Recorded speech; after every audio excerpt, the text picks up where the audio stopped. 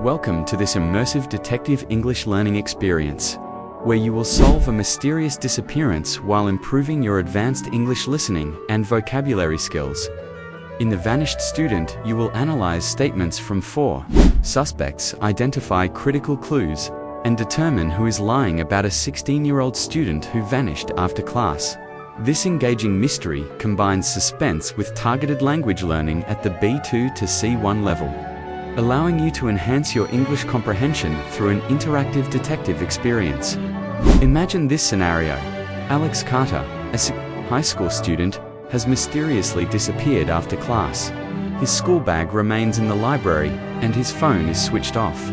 No witnesses report seeing him leave the school grounds. By all accounts, he simply vanished between 4 p.m. and 5 p.m. on a regular school day. The school administration is deeply concerned.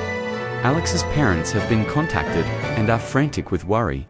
The police have been notified and are treating this as a missing person case with potentially suspicious circumstances.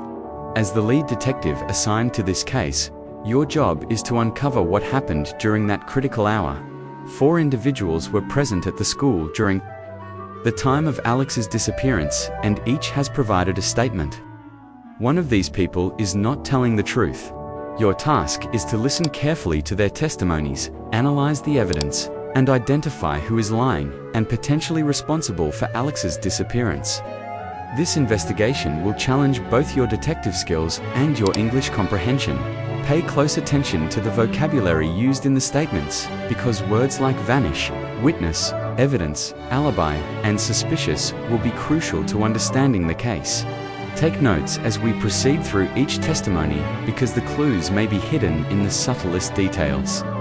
Before we dive into the suspect interviews, let's establish some essential vocabulary that will help you navigate this case more effectively.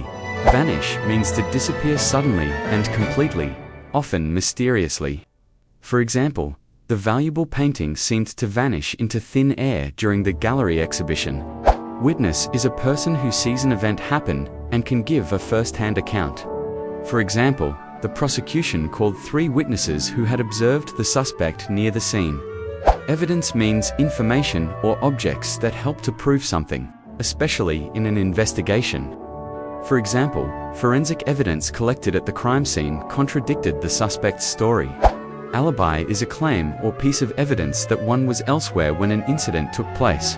For example, his alibi was confirmed when security footage showed him at the grocery store during the time of the theft. Suspicious means causing a feeling of doubt, mistrust, or uncertainty. For example, the detective found it suspicious that the witness changed her story 3 times. As we proceed with our investigation, keep these terms in mind, because the ability to understand and apply these concepts will be crucial to solving the case of the vanished student. Each suspect's testimony will contain additional vocabulary at the B2 to C1 level, which we will explore as we move through the investigation. Now, let's begin interviewing our 4 suspects, each of whom was present at the school during that critical hour when Alex disappeared. Listen carefully to their statements, because one of them is not telling the truth. Suspect number 1 is the teacher. She says, "I saw Alex after class. He told me he was leaving early to visit his cousin. That was the last time I saw him." The teacher, Ms. Reynolds, has been at the school for 15 years. She teaches advanced mathematics and was Alex's academic advisor. According to her statement, she provides Alex with an alibi, a reason explaining his early departure from school. This could potentially account for why he wasn't seen later in the afternoon. However, several aspects of her testimony warrant scrutiny. Why didn't she mention this information immediately when Alex was reported missing? Did she verify this, plan with Alex's parents, or document his early departure according to school protocol? Additionally, cell phone records show no communication between Alex and any cousins in recent weeks. The teacher is providing information that could explain Alex's absence, but this information hasn't been corroborated by other sources. Is she genuinely trying to help, or creating a convenient explanation? Ms. Reynolds' position as a trusted authority figure at the school makes her testimony compelling. Teachers typically have legitimate reasons to speak with students after class, and students often share their plans with teachers they trust. However, if Alex truly planned to visit his cousin, why hasn't this cousin come forward with information? And why would Alex leave his bag behind in the library if he was planning to leave campus? Now we move to suspect number 2, the best friend. He says, Alex was upset. We argued near the lockers because I didn't want to lend him money, but after that, he walked away. I thought he just went home. The second suspect is Jason Miller, Alex's best friend since elementary school. His testimony introduces a potential motive for Alex's disappearance: emotional distress following an argument. This is significant because it contradicts the teacher's statement that Alex was planning to visit a cousin. Jason admits to conflict, an argument over money, which could suggest a motive. In many cases, the person who reports a negative interaction with the victim becomes a prime suspect. However, would this dispute be significant enough to trigger a disappearance? What exactly was the money needed for? And does Jason have something more to hide? School security footage confirms that Jason and Alex were indeed by the lockers around 3:45 p.m., though the footage has no audio to verify the content of their conversation. Other students have corroborated that the two appeared to be in a heated discussion. When questioned further, Jason became defensive and insisted that their argument was no big deal and that he and Alex fight all the time, but always make up. The evidence of conflict presents Jason as a potential suspect, but it also raises questions about Alex's state of mind before his disappearance. If Alex was upset, could he have made an impulsive decision to leave campus without telling anyone? Next is suspect number 3, the janitor. He says, I was cleaning the corridor around 4:15. I saw a boy running toward the back gate. I think it was Alex, but I'm not sure. It was dark. Our third suspect is Mr. Gonzalez, the school janitor who has worked at the institution for over 8 years. His testimony potentially places Alex near an exit point, which could either support a theory of voluntary departure or something more sinister. Mr. Gonzalez's statement introduces new spatial elements to our investigation: the corridor and the back gate. His testimony suggests movement and urgency, a student running, but also includes a significant element of uncertainty. I'm not sure. It was dark. Several aspects of Mr. Gonzalez's testimony require further scrutiny. Why was it dark at 4:15 p.m.? According to weather reports, sunset that day was at 6:30 p.m., and the corridor in question has windows. Second, the janitor's schedule shows he typically cleans that area after 5 p.m., not at 4:15. When questioned about this discrepancy, he explained that he decided to change the routine that day but couldn't provide a specific reason. Additionally, the janitor's vague identification, I think it was Alex, introduces uncertainty. Could it have been another student with a similar build or clothing? Or is the uncertainty a way to distance himself from definitive involvement in the case?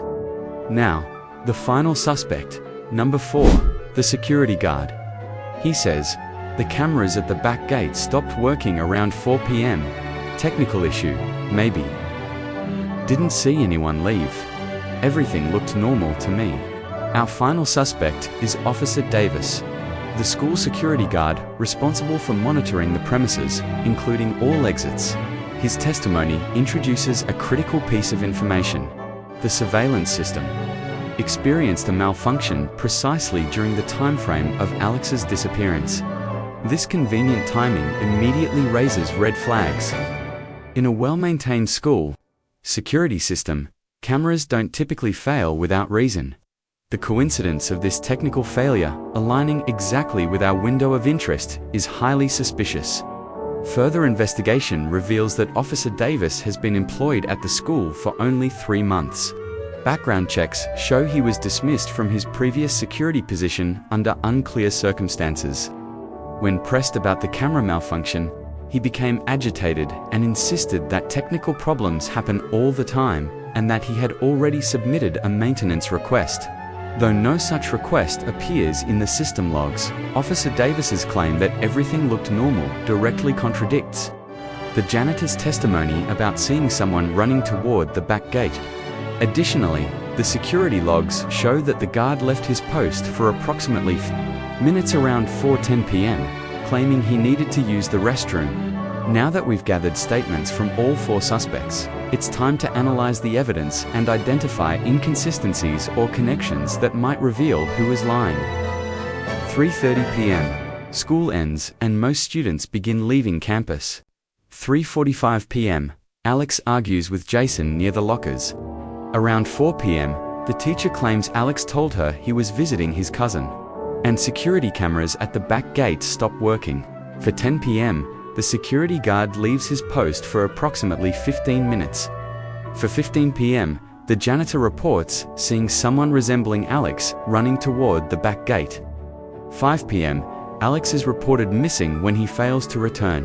Homeman doesn't answer his phone.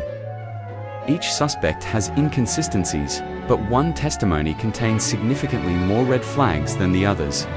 Based on the evidence, which suspect do you believe is lying? Take a moment to think. The answer is Officer Davis, the security guard. His involvement in Alex's disappearance is supported by multiple concerning elements. The cameras stopped working precisely when Alex disappeared on extremely convenient coincidence. He abandoned his post during the critical time window. He claimed to have filed a maintenance request that doesn't exist in the system. He was recently dismissed from his previous security position under unclear circumstances. The security guard had both opportunity and means to orchestrate Alex's disappearance. With the cameras disabled, he could remove Alex from the premises without being recorded. His insistence that everything looked normal directly contradicts the janitor's testimony. Further investigation revealed that Officer Davis had access to the control room where he could manually disable the security cameras. Only he had the technical knowledge and authorization to tamper with the surveillance system. The technical issue he reported was deliberately engineered to create a blind spot during Alex's abduction. When confronted with this evidence, Officer Davis eventually confessed to disabling the cameras and assisting an outside accomplice in removing Alex from the school premises in exchange for payment. The interrogation room falls silent after the security guard's shaky confession. He lowers his eyes, his hands trembling, as he finally admits the truth. Yes, he says in a broken voice, he took Alex. But it was never meant to harm him. He needed money. His sister was sick, and the medical bills were crushing him. He thought he could hide Alex for just one night and demand a ransom, nothing more. But as his words spill out, you hear another sound, a faint voice, a cry. It is coming from the storage room down the hall. You rush toward it. Your heart is pounding, your footsteps echoing against the cold concrete floor. You unlock the heavy door, and there he is. Alex Carter, pale and frightened, sitting on the floor, with his hands tied but unharmed. His eyes widen with relief when he sees you. Detective, he whispers, thank you. You untie him quickly, assuring him that he is safe now. The security guard is arrested, handcuffs clicking shut as the officers lead him away. He looks back one last time, his face a mix of regret and shame. Alex clings to you for a moment, shaking but alive. You guide him outside where his parents are waiting. The moment they see him, they run. His mother's sobs fill the night air as she wraps her arms around him, refusing to let go. His father stands frozen for a second, then pulls them both close, tears streaming down his face. You watch quietly, knowing this is why you do what you do. The case is closed, but the lesson remains. Paying attention to details saved a life tonight. And you did it. You listened, you analyzed, you found the truth. Alex is going home. His parents will never forget this night, and neither will you. Before we end, take a deep breath. Remember the words you learned in this investigation. Vanish, witness, evidence. Alibi, suspicious.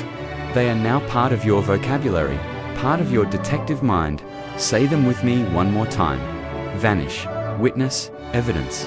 Alibi, suspicious. Excellent, you solved the case. And you learned advanced English along the way. That is the power of observation, of listening, of thinking critically.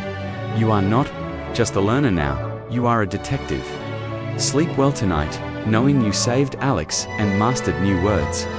Tomorrow, the world will feel a little different, because you are stronger, sharper, and ready for any mystery life brings your way.